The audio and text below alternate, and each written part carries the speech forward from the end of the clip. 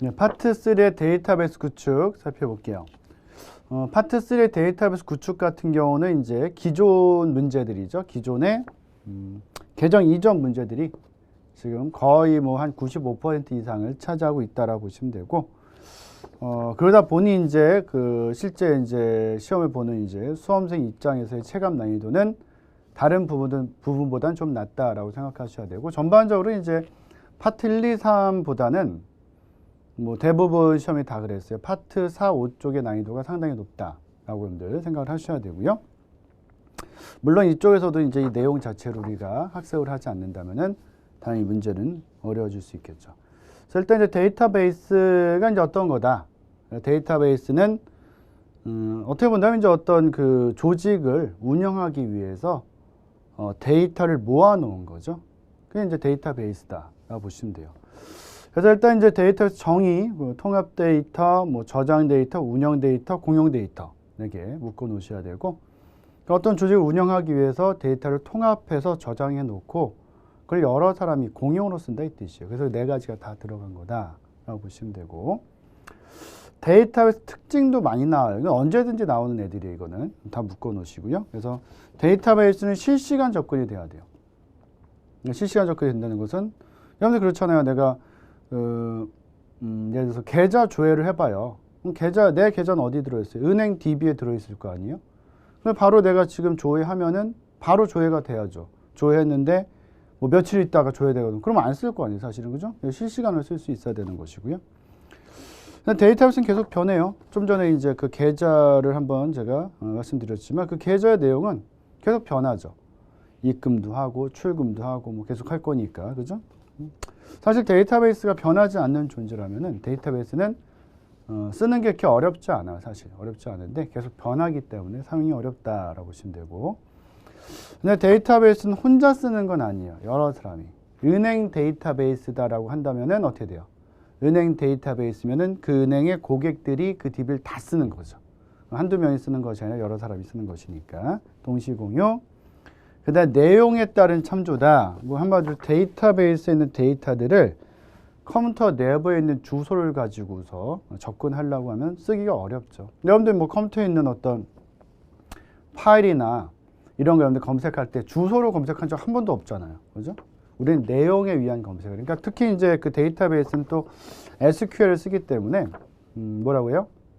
예를 들어서 뭐 select from where 이런 거 쓸 거 아니에요. select from where. 그래서 뭐 점수가 뭐 60점 이상인 학생들의 뭐 학생 태블에서 점수가 60점 이상인 학생의 학번을 검색하라 이렇게 나올 거 아니에요, 그죠? 그러니까 그게 어차피 다 내용적으로 검색을 하는 것이기 때문에 둘 다 중요해요. 반드시 알아놓으셔야 돼요. 1번도 그렇고 2번도 그렇고. 그다음에 이제 데이터베이스 구성 이거 당연히 중요하죠.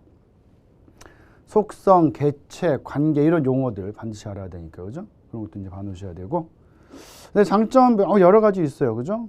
장점도 한 번 정도 확인을 반드시 이제 해놓으셔야 되고요. 그 다음에 이제 37번에 DBMS 개요 있죠. DBMS는 데이터베이스 매니저먼트 시스템이다. 그래서 어떻게 보면 이제 그 운영 체제랑 데이터베이스 관리 시스템이죠. 그러니까 OS하고 DBMS가 정확히 얘기한다면은 대표적인 시스템 소프트웨어죠.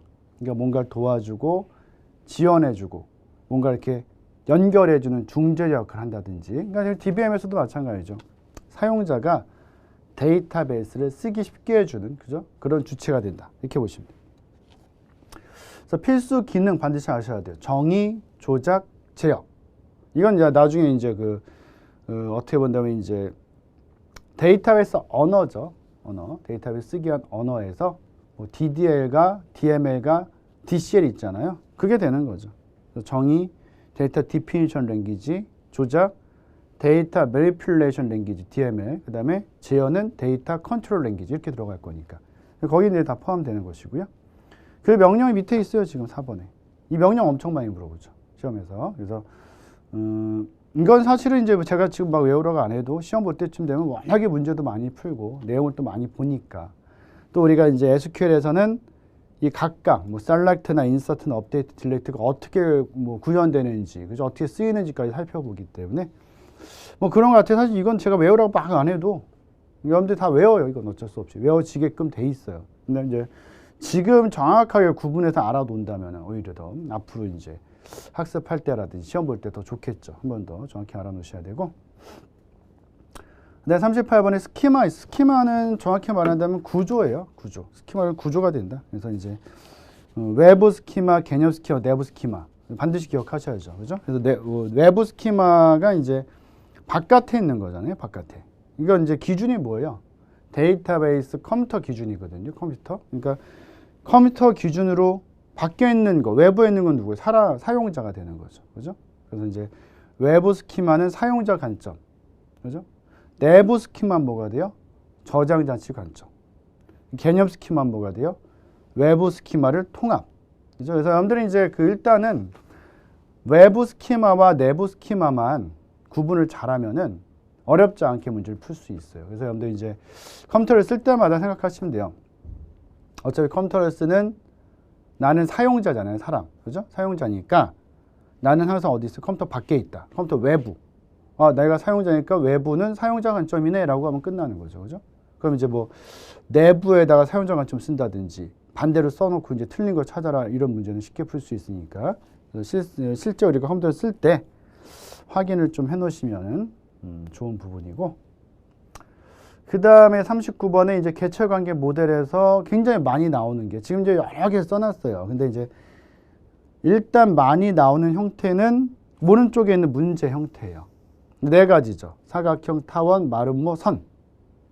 요게 이제 문제 나오면은 한 90% 이상 차지가 되고, 근데 여기 계속 나오니까 조금 더 어렵게 낼 필요가 있잖아요, 사실은. 그죠? 다른 문제도 어렵게 나오니까. 그래서 다른 거 좀 내는 거예요. 그래서 이제 거기다가 제가 이 네 개 외에도 뭐 약한 개체라든지 뭐 다중 속성이라든지 뭐 식별 관계라든지 뭐 키 속성 다 넣어 놓은 거예요, 그거. 그죠? 그래서 먼저 이제 이 네 가지 있죠. 사각형, 타원, 마름모, 이 선, 이 네 가지를 먼저 정확히 암기를 해 놓으시고 나머지 것들까지 좀 더 확인하시면은 좋을 것 같아요. 그래서 그건 이제 거의 매번 나오는 문제이기 때문에 반드시 알아놓으셔야 되고요. 그 다음에 이제 40번에 보시면 관계 데이터 모델의 구조라고 되어 있는데, 우리가 이제 관계 데이터 모델이라는 것은 데이터 모델의 하나예요.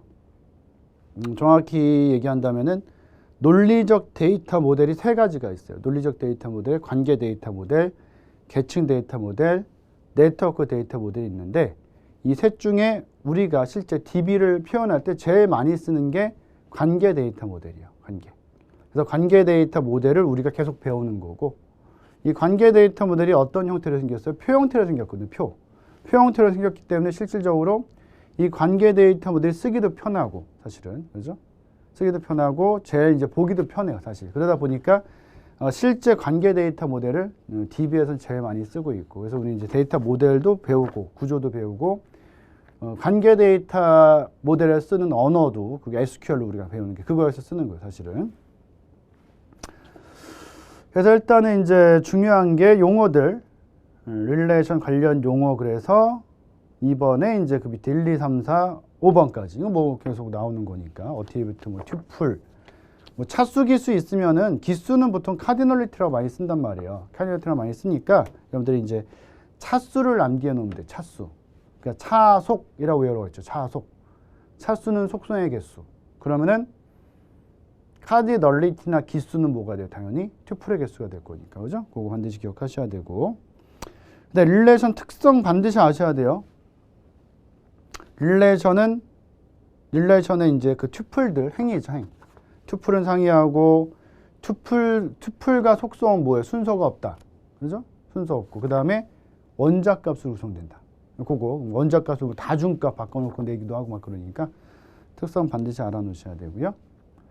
근데 키의 종류가 여러 가지가 있어요. 뭐 슈퍼키부터 해가지고 후보키, 뭐 기본키, 대체키, 외래키 있는데, 일단은 기본키랑 외래키가 좀 많이 묶이고요. 근데 또 뭐 낼 수 있냐면 슈퍼키랑 후보키 쪽 차이점 낼 수 있어요. 슈퍼키는 유일성만 갖는 키예요. 유일성만 갖는 키고, 후보키는 유일성과 최소성을 갖는다. 그걸 기억해야 돼요. 그래서 후보키로 여러분들 알아놓으시겠죠. 후보키는 유일성과 최소성을 갖는다. 이거 반드시 기억하셔야 되고, 용어들 다 나오는 거니까 시험 문제, 그죠? 관계 데이터 모델에서 이제 많이 나오는 것들이기 때문에 반드시 여러분들 기억하셔야 되고.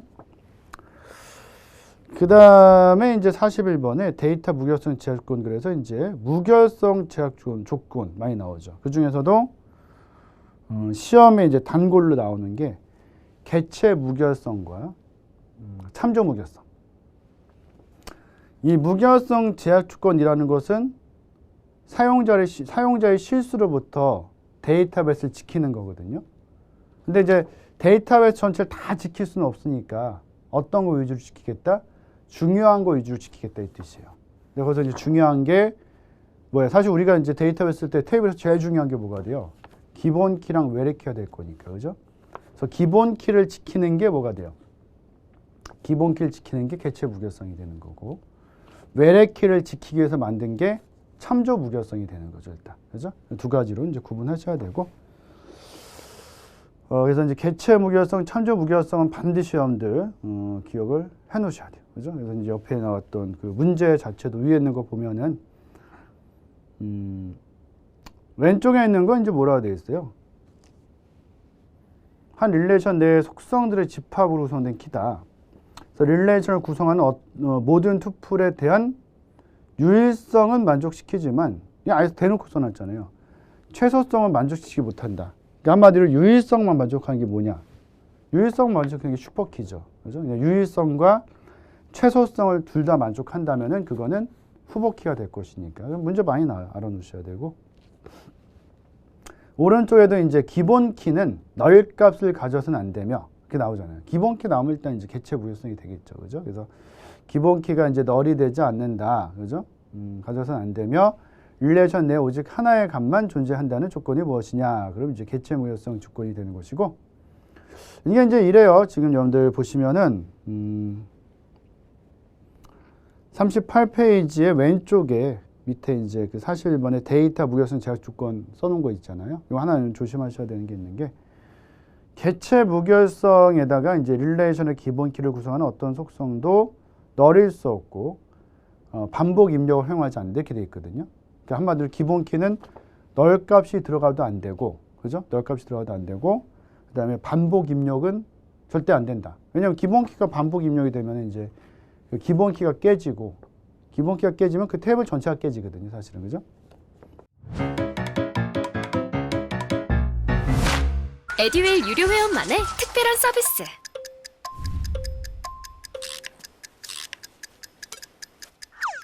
하치하차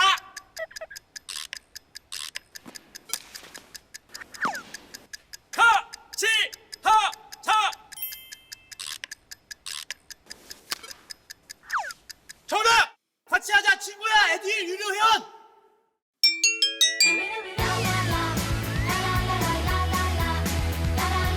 친구 소개하고 현금 받는 혜택. 오직 에듀윌 유료 회원에게만. 에듀윌.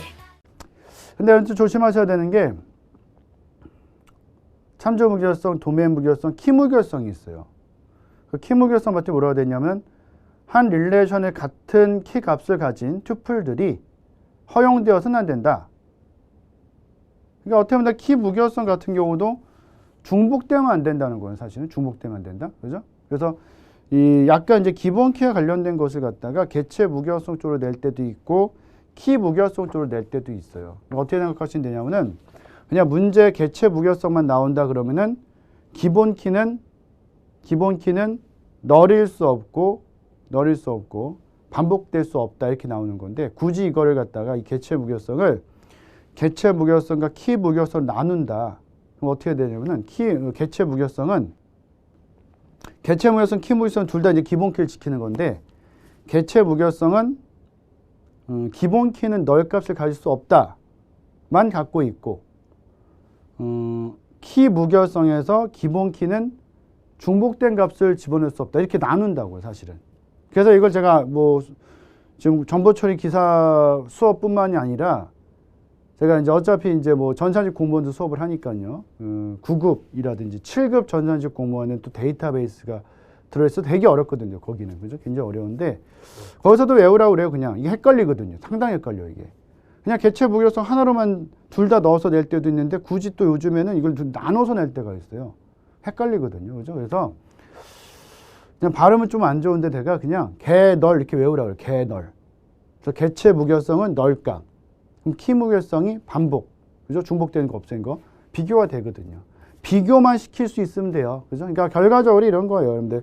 제가 이제 뭐 공무원 수업이나 아니면은 그 정보처리 수업할 때도 이렇게 조금씩 특히 이제 문제풀이 하거나 이게 좀 여러분들 지식이 있어지면은 수업할 때 이렇게 앞글자를 좀 따서 다는 아니더라도 좀 외우기 편하게 만들어 드리는 게 있거든요. 근데 그건 좀 지식이 있는 상태에서 하는 것이고 무턱대고 앞글자만 다 따서 외우는 거는 실제 뭐 문제를 풀 때 도움이 안 되는 경우가 상당히 많아요, 사실은. 그죠? 그래서 그런 걸 좀 생각하시면서 A라는 거와 B라는 거가 있는데 이게 약간 대비되는 개념이고 요 개념을 갖다가 둘 다 이제 공부할 때는 봐놨었는데 이게 문제 풀 때는 둘 다 알고 있을 때는 잘못하면 좀 이제 문제 풀 때 헷갈릴 때가 있잖아요. 그죠? 그래서 문제를 풀기 위해서 둘 중에 하나의 특성을 정확히 알아놓는 거죠. 그럼 나머지는 당연히 알게 되는 거니까. 이거 아니면 이거죠. on 아니면 off. true로 아니면 false니까 일단. 그죠? 그렇게 그런 개념으로 보시면 돼서 그런 게 사실 시험 볼 때는 상당히 많이 헷갈리게 되는 거기 때문에 그런 거 정리를 잘 하셔야 되고. 근데 관계 대수 있죠. 관계 대수는 사실은 이제 관계 데이터 모델에 쓸 수 있는 관계 연산이에요. 그래서 관계 연산에 뭐가 있어요? 관계 대수와 관계 해석이 있는 거고. 결국은 관계 대수와 관계 해석이 혼합이 돼서 SQL이 만들어지는 거예요. 사실 SQL. 그죠? 그래서 이제 그 부분에서 관계 대수와 관계 해석이 굉장히 중요하다라고 보시면 되고 다만 관계 대수에 연산자가 많이 들어있죠. 그 연산자들이 SQL로 넘어간 거예요. 그래서 이제 관계 대수에 들어있는 일반 집합 연산자와 순수 관계 연산자가 있고 일반 집합 연산자 종류도 나오니까 아셔야 돼요. 일반 집합 연산자에 합집합, 교집합, 차집합, 카션 프로덕트가 있고 그 다음에 순수 관계 연산자에 셀렉션, 프로젝션, 조인, 디비전 이런 게 있는 거죠. 그죠? 근데 이제 아무래도 이제 시험에서 더 많이 언급되는 것은 셀렉션, 프로젝션, 조인, 디비전 이 중에서도 셀렉션, 프로젝션이 많이 나와요. 시그마랑 파이잖아요. 그죠? 그런 부분. 근데 한 가지만 더 한다면은 관계 대수와 관계 해석 갖다가 비교하는 문제로 많이 나오는 게 어떤 게 절차적이고 어떤 게 비절차적이냐 많이 되거든요. 그래서 제가 어떻게 외우라고 말씀드렸는데 이것도 그냥 대절 이렇게 외워놔야 돼요. 어디 놀러 갈 때 이제 뭐 차를 대절해서 간다 이렇게 하잖아요. 대절. 관계 대수는 절차적이다. 그래서 한 가지 또 여러분들 알아놓으셔야 되는 게 절차적과 비절차적이 있으면 어떤 게 쓰기가 더 어려워요. 사용자 입장에서는. 당연히 절차적이 훨씬 어렵죠. 데이터 하나 찾아야 되는데 비절차적은 난 어떤 데이터가 필요해만 쓰면 돼요. 그죠? 완만 쓰면 돼. 완만. 난 무엇이 필요해? 끝이거든요. 그럼 나머지는 다 찾아다 줘요. DBMS가. 근데 관계 대수는 절차적이거든요. 절차? 그건 뭐냐면 절차적이라는 것은 내가 데이터를 하나 찾아야 되는데 무슨 데이터를 찾는다. 왓을 쓰고서 무슨 데이터를 찾는데 그 데이터를 어떻게 가서 어떻게 찾아야 된다까지 쓰는 거예요. 그러니까 데이터베이스 전체적인 어떤 구조를 다 알고 있지 않다면은 실제 절차적인 건 쓰기가 어려워요, 사실은. 그러니까 어떻게 보면 이제 관계 대수와 관계 해석 둘 중에 뭐가 절차적이에요? 대수가 절차적이니까 그게 더 쓰기는 어렵겠죠, 그죠? 그래서 그렇게 외워놓으세요. 그거는 암기를 해놓으셔야 되고. 그래서 밑에 이제 뭐 일반 집합 연산자 있고, 그죠? 합집합, 교집합, 차집합, 카션 프로덕트 있고. 그다음 이제 순수관계 연산자라고 해서 이제 뭐 셀렉트, 프로젝트, 조인, 디비전이 있죠. 근데 그 중에서도 셀렉트랑 프로젝트 중요해요. 셀렉트는 행을 추출하는 거. 근데 셀렉트는 이제 대신 행을 추출하면서 뭐가 될 수 있어요? 조건을 넣을 수 있죠. 조건. 그죠? 근데 이제 프로젝트는 열을 추출하는 거고 조건을 넣을 수는 없어요. 그래서 만약에 어떤 열이죠. 속성만 검색을 해야 되는데 조건이 필요하다면은 셀렉트랑 프로젝트를 묶어서 써야 돼요. 묶어서. 그죠? 그런 것도 이제 문제에서 확인할 수 있고요. 조인은 이제 두 개의 탭을 하나로 묶는 거예요. 그래서 여러 가지 많이 써놨는데 뭐 간단하게 한번 확인해 보시면 될 것 같고, 뭐 세미 조인도 있고, 뭐 동일 조인도 있고, 뭐 쭉이 있는데 결과를 한번 간단히 보시고요. 그러니까 뭐 동일 조인은 이제 사실은 그래요. 동일 조인 같은 경우는 이제 그 세타 조인에서 그 세타가 이 꼴이 되는 게 이제 동일 조인이 되는데, 동일 조인 같은 경우는 사실은 이제 낭비가 있을 수 있어요. 중복되는 속성이 그대로 들어가니까. 그래서 그 중복되는 속성을 싹 없애버린 게 사실 뭐가 돼요? 자연 조인이 돼요. 그래서 자연 조인 같은 경우는 중복되는 게 있다면은 그 중복되는 거를 이제 속성을 아예 빼버리는 거, 그죠? 그런 형태라고 보시면 돼요, 일단은.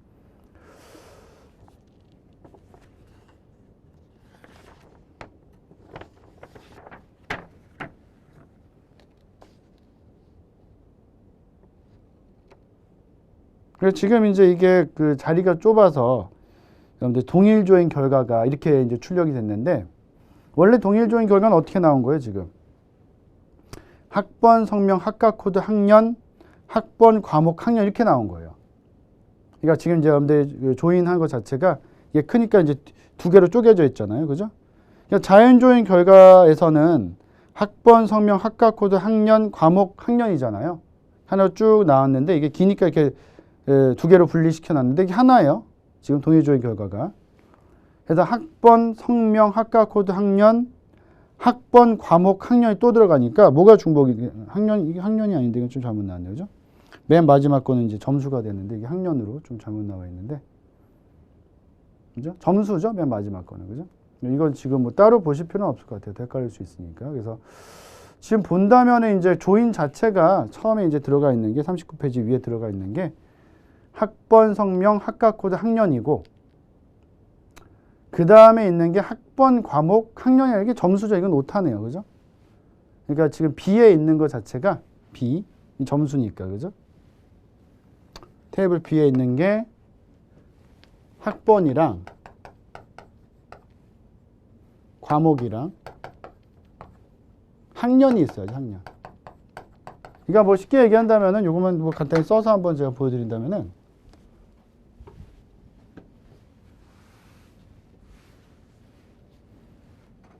이건 나중에 이제 정보표 참조해서 좀 보셔야 될 것 같아요. 이게 좀 잘못 나왔네요. 그죠? 그러니까 A라는 테이블에는 지금 뭐 똑같이 학번, 성명, 학과 코드, 학년이 있는 거예요.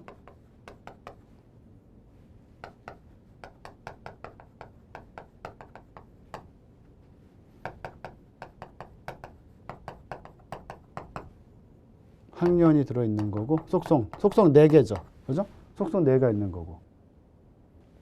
근데 B라는 테이블에는 이제 지금 여기에 학년이 잘못 나온 거예요. 학번, 과목, 이게 점수겠죠. 점수.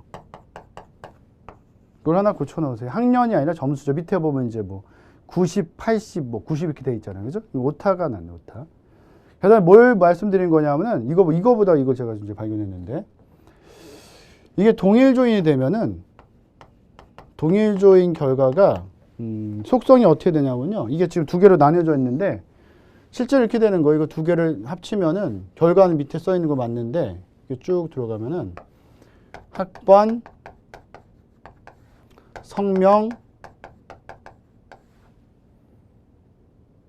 학과 코드,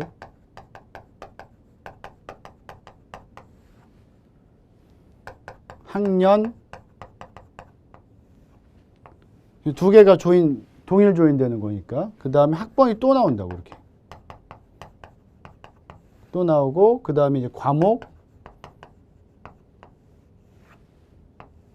요 오타인데 학년이랑 점수겠죠. 점수 쭉 들어가서 이제 그 결과에 있는 거랑 똑같다고요. 근데 지금 이제 이게 칸이 좁으니까 두 개로 나뉘어져 있어요. 하나예요. 39페이지 맨 마지막에 있는 거랑 40페이지 왼쪽 상단에 있는 게 하나예요. 하나. 뭉쳐져서 하나가 돼야 돼요. 이렇게. 근데 문제는 뭐냐면은 여기도 이제 학번이 똑같잖아요. 학번이 있는데 여기 학번이 또 있어요.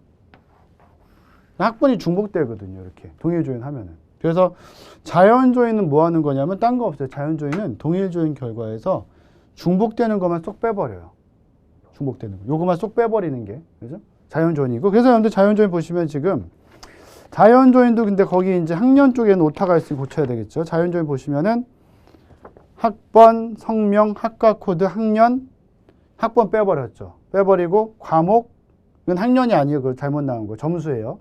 그래서 거기 맨 오른쪽에 있는 학년은 다 잘못 나온 거죠. 90, 80 들어있는 건 다 점수로 고치셔야 돼요. 그죠? 오타가 났네요. 그죠? 그래서 이제 지금처럼 동일 조인 결과에서 중복되는 걸 쏙 빼는 걸 뭐라 그래요? 자연조인이라고 한다. 이렇게 여러분들 보시면 될 것 같아요. 그죠? 그래서 뭐 이제 자세히 지금 요거를 예? 지금 뭐 빈출 문제에서 볼 때 이렇게 많이 볼 내용은 아니에요. 이게 아주 많이 나오나 그런 건 아니기 때문에. 그죠? 간단히 보시면 되는데, 실질적으로 이제 우리가 이제 뭐 교재라든지 뭐 수업을 한다면 여기에 대해서 이제 더 자세히 보겠지만 어떻게 이제 묶인다라는 거 한번 확인을 하셔야 되고요. 그다음 이제 SQL에서 이제 그 43번에 DDL 들어가고, 그죠? 그다음에 DML 들어가고 SQL에서. 근데 아무래도 이제 SQL에서 제일 중요한 부분은 DML이 제일 중요해요. DML 내용을 잘 보셔야 되고, DDL은 뭐 있었어요? Create, Alt, Drop. DML은 뭐 있어요? Insert, Update, 그 Select부터 가요. Select가 제일 중요해요. Select, Insert, Update, Delete. 그죠? 그래서 이제 DDL에 있는 그 드롭이랑, 드롭도 뭔가 이렇게 삭제하는 거잖아요. 그죠? 드롭이랑 DML에 있는 딜레이트는 좀 달라요. 분명히. 왜냐하면 DDL에 있는 그 드롭은 구조를 지우는 거거든요. 테이블에 구조를 지우면은 한마디로 이거야. 데이터가 쭉 있는데 이 구조를 싹 지우잖아요. 그럼 데이터가 따로 존재할 수가 없어요. 사실은. 그러니까 결국은 드롭이라는 거는 이걸 싹 다 날려버리는 거죠. 그래서 이제 보통 제가 예를 들 때는 뭐 그냥 강력하게 생각하게 하기 위해서 학교에 데이터베이스 있을 거 아니에요? 학교에서. 학교가 폐교될 때는 드롭을 쓰는 거고, 그럼 데이터랑 구조 다 지워버릴 거니까. 또 신입생을 안 받을 거잖아요. 이제 학교가 폐교되는 거니까. 근데 학교가 이제 폐교되는 게 아니라 학생들이 졸업한다. 그럼 딜레이트 시켜야죠. 요거만 싹 지우고 구조는 다시 써야죠. 왜냐하면 신입생들 들어올 거니까. 그 차이로 보시면 돼요. 그래서 한마디로 드롭은 학교 폐교될 때, 딜레이트는 학교 학생들을 졸업할 때, 그죠? 아니면 전학 갈 때 이럴 때 그 학생 정보만 지우는 거니까 그렇게 이제 비교를 해놓으시면 될 것 같아요. 근데 아무래도 DML에서 이제 셀렉트 문이 제일 출제가 많이 되고요. 셀렉트 문에 대한 거는 그 41페이지 밑에 이제 그 기본 형식이 있잖아요. 그거 이제 잘 봐놓으셔야죠. 일단 select from 이 기본적으로 들어가는 것이고, 그 다음에 이제 where부터는 다 이제 그 대괄호로 묶여 있는 건 생략 가능한 거거든요. 그러니까 필요할 때만 쓸 수 있다. 그러니까 조건이 필요하다면 쓰는 거고 필요하지 않다면 안 쓰는 거, 그죠? 이렇게. 그래서 거기에 대한 이제 예제들이 잔뜩 있죠, 또 교재에, 그죠? 그거 잘 봐놓으셔야 되고 결과가 어떻게 나왔나까지 확인을 잘 해놓으셔야 돼요. 그 외에도 이제 인서트, 업데이트, 딜레이트. 근데 이제 딜레이트 앞에서 설명드린 것처럼 딜레이트는 뭐만 있다는 그냥 데이터만 지운다. 데이터, 그죠? 그래서 드롭이랑 비교해서 딜레이트에다 드롭 설명을 쓴다든지 드롭에다 딜레이트 설명을 쓴다든지 뭐 그런 식으로 문제를 많이 내니까 반드시 여러분들 기억을 해놓으셔야 돼요. 비교를 해놓으셔야 되는 부분이 되고요.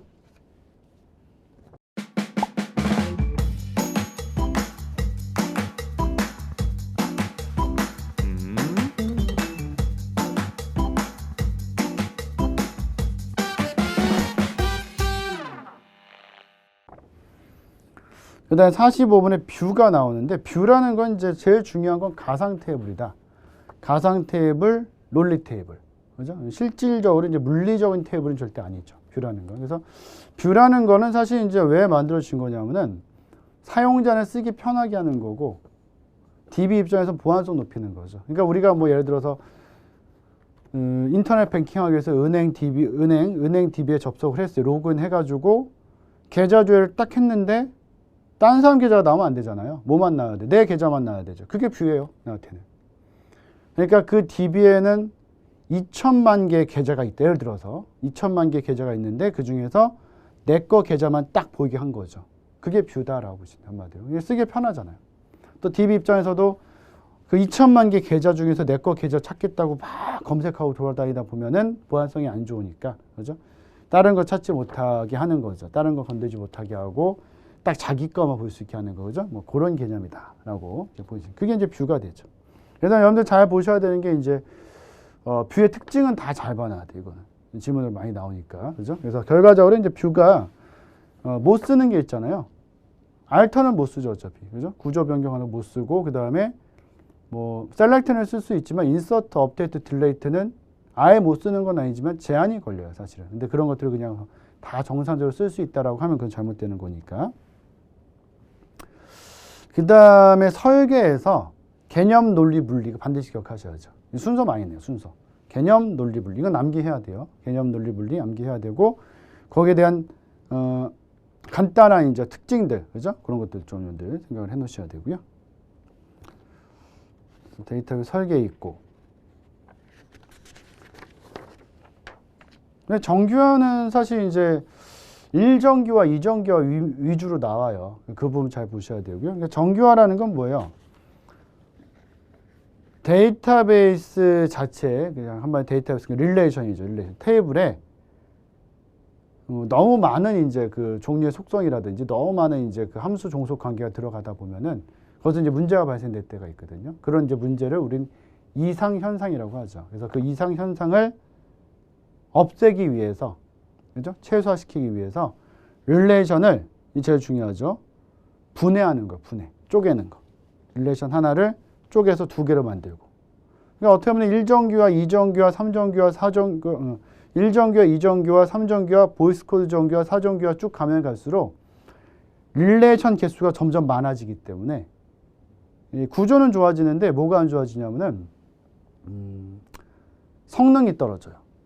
테이블 하나에서 막 그냥 다 찾는 게 아니라 테이블을 막 10개로 나눠 놓고 막 서로 막 연관지어서 찾으려면 오래 걸릴 거 아니에요, 사실은. 그러니까 조인이 많아지는 거예요, 사실은. 그죠? 그래서 실질적으로 이제 우리가 하고 있는 그 정규화는 이제 보이스 코드까지를 이제 주로 하고, 우리 문제에서도 제일 많이 내는 건 사실 1정규화, 2정규화를 제일 많이 내요. 그래서 1정규화 원자값, 2정규화는 뭐예요?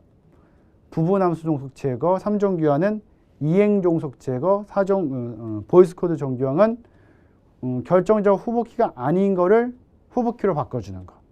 4정규화, 5정규화는 나중에 외우세요. 다치종속, 조인종속인데 이 4정규화, 5정규화는 시험에 많이 나오진 않아요. 그래서 보통은 이제 보이스 코드 정규화까지. 근데 그 이유가 뭐냐면은 실제 데이터베이스에서 실무에서요.